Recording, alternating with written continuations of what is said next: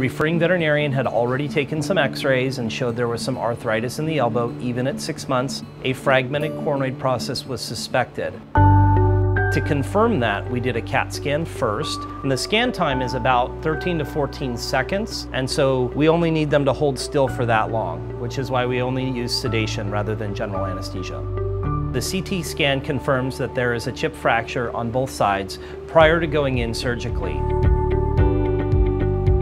The surgery then, we can either do open or we can do with an arthroscope. The arthroscope obviously is smaller and less invasive to the patient and provides better visualization. So if we can use that, we will. This is the camera that goes into the joint. It's 2.3 millimeters at the tip, so that's the size of the hole we create in the joint. That there is the big fragment of abnormal bone. So there's my needle. And right here is the fragment of abnormal cartilage.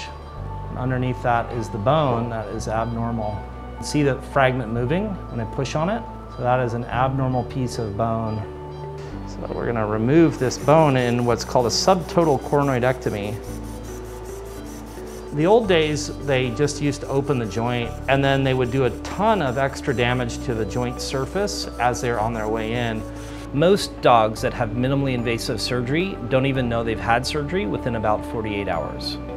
We are the only center that does arthroscopy in this area. We also are the only center that has a CAT scan, so we combine both CT scan and arthroscopy for improved visualization and treatment in your pet.